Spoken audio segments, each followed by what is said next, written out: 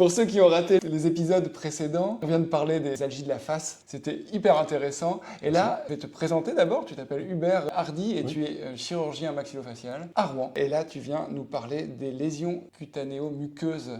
Et parce que tu t'occupes de ça aussi. Exactement. En fait, sur la valence, on va dire, carcinologique de la spécialité, il y a les lésions de la bouche, de la muqueuse de la bouche, mais aussi les lésions cutanées, dont le traitement, au final, est relativement proche. On a un abord, évidemment, qui va être plus sur exérèse et reconstruction, puisque c'est notre cœur de métier. Pas vraiment en opposition, mais en complément avec un dermatologue qui aura une approche plus médicale, qui fera les biopsies, la surveillance médicale et éventuellement les traitements médicaux, que ce soit de la cryothérapie ou des crèmes Aldara, voilà. Donc après, nous, on travaille bien évidemment en collaboration dans notre réseau avec les collègues dermatologues qui nous envoient les patients, on leur réenvoie selon le mode d'entrée des patients. Mais il n'est pas rare, malheureusement aussi pour des raisons de disponibilité des dermatologues. Tout à fait.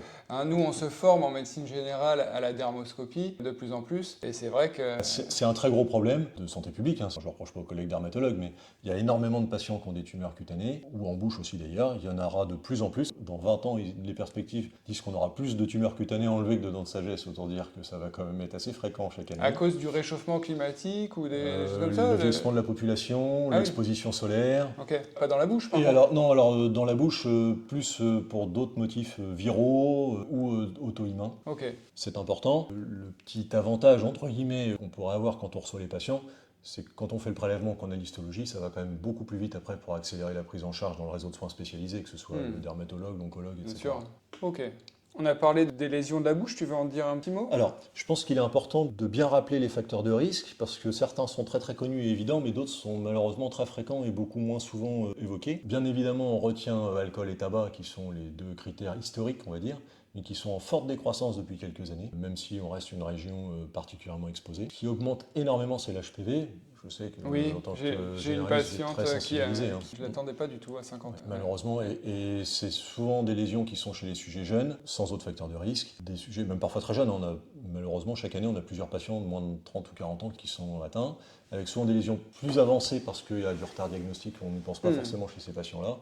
Et surtout, c'est évitable à terme, puisque c'est quand même la vaccination qui va traiter et éviter donc ça. plein pot sur la vaccination. Les traumatismes chroniques, ça malheureusement, on en voit beaucoup trop souvent. Alors c'est les gens qui se mangent souvent chez les personnes âgées, ou quand il manque des dents, et du coup il y a une ulcération chronique qui se crée à cause des dents manquantes, ou un appareillage mal réglé. C'est malheureusement beaucoup trop fréquent, et c'est de la même façon qu'une plaie chronique au niveau de la peau, du derme, peut dégénérer.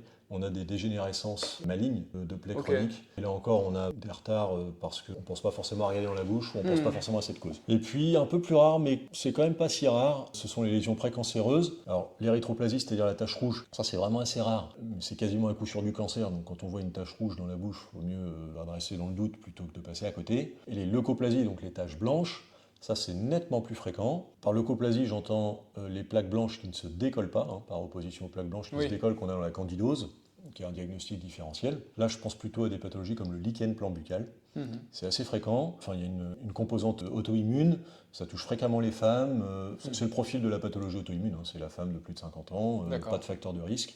Et là, il y a un risque qui est faible de dégénérescence, mais ça arrive, et ça pose aussi souvent des problèmes de suivi chez ces patients-là, parce que soit personne ne le regarde ou n'y pense, et si le lichen évolue pendant plusieurs années sans aucune surveillance, ça peut dégénérer. Alors qu'avec une surveillance très simple, de la même façon qu'on surveillerait un névus au niveau de la peau, eh bien on peut voir si ça se transforme, on prélève, et on peut éventuellement agir très précocement. Surtout que ça peut assez vite échapper en plus au traitement. Donc, si c'est en gros toute lésion de façon qui persiste plus de combien de temps, tu dirais? 3 semaines. 3 semaines.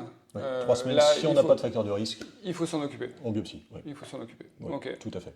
3 Très semaines bien. sans facteur de risque. Bon, et puis donc nous on est souvent embêtés avec les lésions cutanées. Alors du visage, je le conçois, mais éventuellement, si on n'a pas trop d'accès, on a envoyé une photo ou une dermoscopie à un dermatologue qui n'est pas forcément du coin, mais qui peut pas recevoir du coup. Oui. On peut t'adresser. Sans problème. Pour ce faire, alors c'est vrai qu'on a l'avantage d'avoir une disponibilité un peu plus facile, en particulier parce que, alors c'est notre pratique au sein du cabinet avec mes différents associés, mais comme On s'est orienté assez fortement sur la carcinologie. On a des règles de secrétariat qui font que s'il y a une suspicion, le patient est vu dans la semaine, en gros, si c'est pas plus rapide. Et on pourra proposer d'emblée, effectivement, une biopsie ou une exérèse, et tout de suite l'inscription du patient dans le circuit d'oncologie, si c'est nécessaire. On peut aussi d'emblée prendre en charge des grandes lésions, parce que c'est finalement pas si rare, hein, des grandes lésions qui ne sont pas simplement extirpables par une exérèse suture simple, pour l'essentiel des dermatoses. Pour ces lésions-là, il y a des facteurs de risque où il y a des... C'est l'exposition au soleil. Le phototype.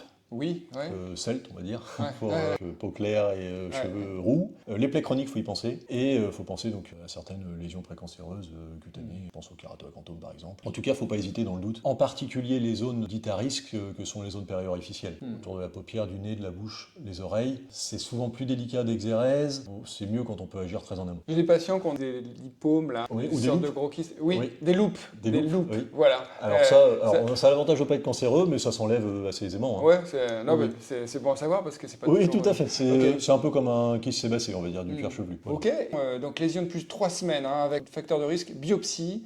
Et on voit qu'il y a les lésions de la langue et les lésions du reste de la muqueuse. Oui. Il y a peut-être des spécificités. Pas trop, si ce n'est que la langue, on a plus fréquemment les lésions de morsure chronique au niveau de la langue, alors que le lichen est rarement au niveau de la langue. Donc le lichen plan buccal peut être parfois érosif, qui peut être sclérodermiforme, donc avec une forme plus diffuse, plus sclérotique. Celui-ci est plutôt sur les faces internes de joue, éventuellement la gencive, plus rarement sur la langue. D'accord. C'est le plus délicat à vrai dire, parce que souvent un carcinome épidermoïde dans la bouche, quand on en a déjà vu au moins une fois, ça fait un aspect bourgeonnant, ça saigne, ça fait mal au patient. Peut-être plus l'accessibilité pour le trouver, pour le voir, qui peut piéger. Il faut se méfier de l'otalgie réflexe, très fréquente quand même, sur les lésions dans la bouche. Et puis les formules serrées, c'est ce qu'on disait là, hein. Une afte qui traîne plus de 3 semaines, ça peut être une afte, mais jusqu'à preuve du contraire, faut quand même faut creuser. Et on dit une afte.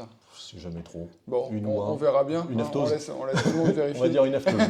Une lésion aftoïde. Très bien. Ce qu'il faut retenir, c'est qu'il ne faut pas laisser traîner une lésion suspecte. Très bien. Et pas hésiter à regarder. Parfait, merci d'avoir répondu à toutes ces questions. Merci.